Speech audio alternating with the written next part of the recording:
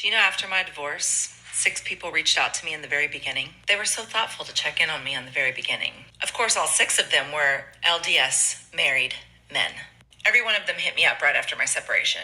And, in the beginning, they asked me how I was doing, asked how the kids were handling things, and in the snap of a finger, they were being flirtatious, and one of them was even asking me for nudes. There's a reason why I wouldn't date Mormons and why I would absolutely lose my mind if one of my kids came home with a Mormon. Let me tell you why. I was a member of the Church of Jesus Christ of Latter-day Saints for 44 years, and like every Mormon, I was never taught anything about human sexuality. And I wasn't taught about how to have appropriate relationships. There were no conversations around respecting my body, around consent, birth control, like just literally nothing. The only conversation that anybody ever had with me was just, don't do it. Which is, in my opinion, why Utah is the corn capital of America.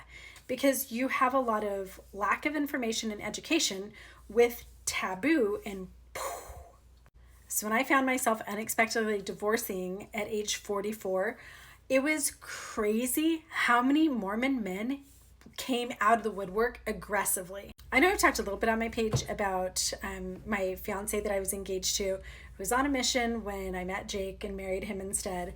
Well, as soon as he found out that I was getting divorced, he called me one night, told me that he had told his wife that he was leaving her, and he was on the road somewhere between Boise and Pocatello to literally drive down to Phoenix, Arizona to see me. I told him to turn his car around because I don't believe in home wrecking. Also, he was not the person that I would ever want to be with. By the way, I don't know if I need to say this in every single instance, but in all of these cases, I immediately let the wife know I was on the phone with his wife telling her the details. Next up, a guy that I had dated in college who we had ended up in the same ward at the time of my divorce, who we were all family friends, and I had never done anything to indicate to him that I wanted to be anything other than friends, got way over the top aggressive with me. 2 years ago, I found some of his inappropriate texts on an old phone that I thought that I had gotten rid of and screenshotted them all and sent them to his wife. Next up, my Mesa Mormon divorce attorney, who knew that I was escaping domestic violence, who knew that I was extremely vulnerable, who was very married. On our way out of my very first divorce hearing, we had said goodbye at the elevator, and he texted me 30 seconds later saying, "You're the sexiest client that I've ever had. That snakeskin dress that you're wearing is making me crawl out of my skin." It was not snakeskin, it was chevron. Know the difference. He continued to sexually harass me throughout the duration of our divorce. I couldn't do anything about it because if I fired him, that would interrupt my divorce. I was escaping domestic violence. I had to get the hell out of there.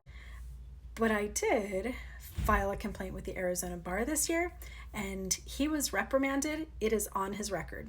I had saved all those screenshots. My Mormon dentist hit on me. I met a Mormon artist online. We'd been talking back and forth for about 3 months. He was in another state. And finally one night, I heard a woman in the background, and he's like, "Oh, my wife." What? By the way, the non-Mormons, they weren't doing this. I have a lot of friends that aren't LDS. They weren't hitting on me.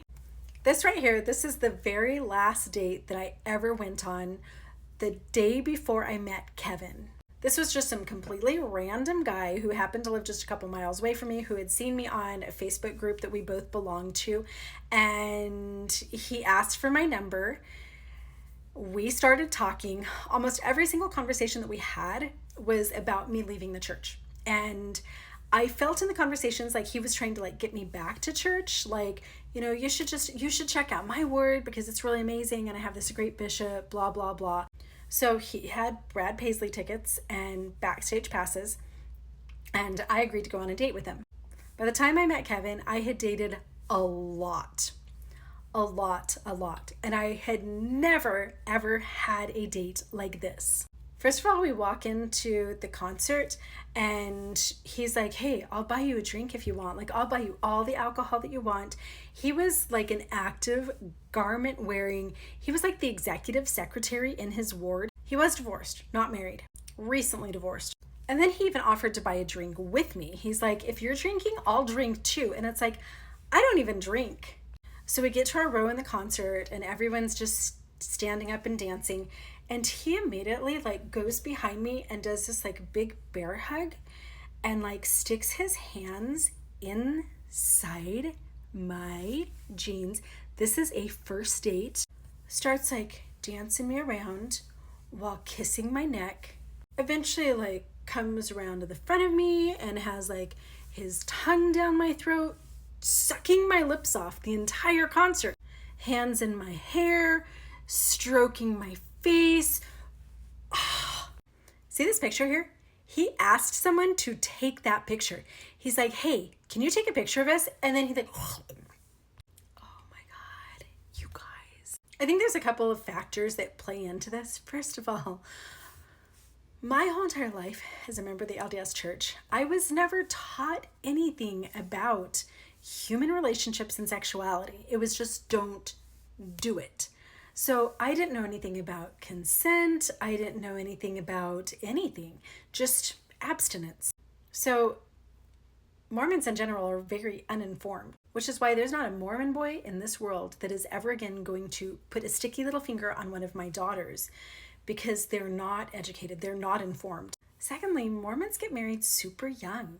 They haven't had that time to explore other partners and learn things. They just like come home from their missions, slap a ring on it. They're with that same person forever. So I think that they're like bored. I should just speak for myself. I was bored. Jake was very boring.